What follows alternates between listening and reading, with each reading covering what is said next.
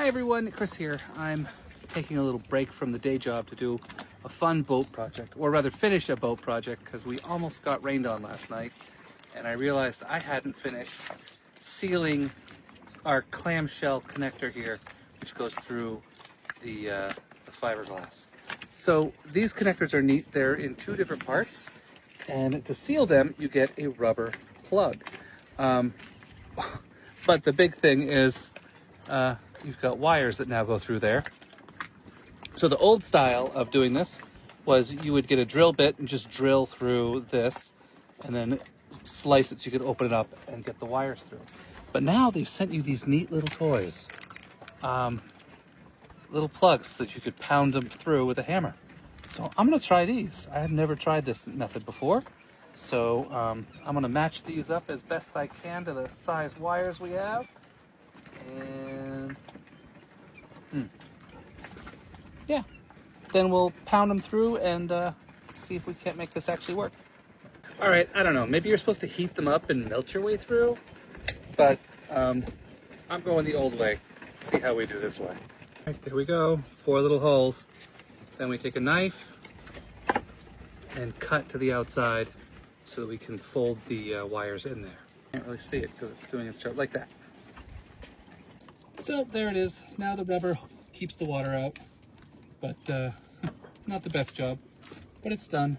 Next lunchtime project is having to do with these flexible solar panels. So during the nor'easter at the end of May, these two of these panels flew off the boat because they were improperly stored into the water, and they sat there for a month.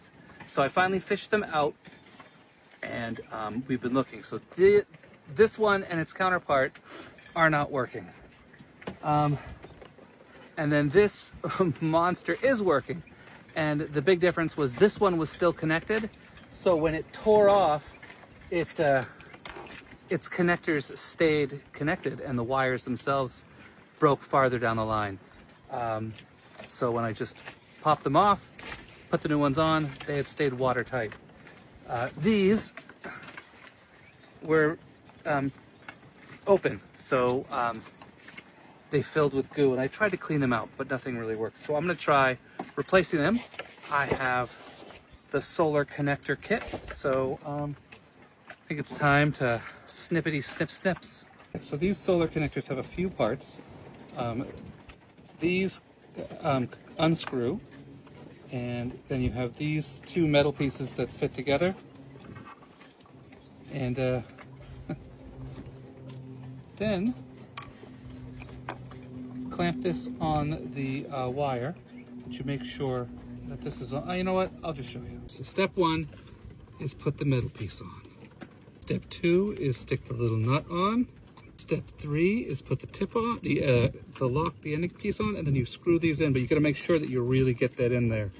These are meant to like snap into place. And there we go. So now we're getting an extra 30 watts from the panel that was sitting on the bottom. Water for like a month. So the connections really are waterproof if they're connected. If they're not connected, then they're not quite so waterproof. Yeah. Should I do the other panel right now or tomorrow? I'll do it tomorrow. I'm getting weird emails from work. So I'm gonna go back to work early. Hope everyone is having a good day, and I will chat with you later. Bye.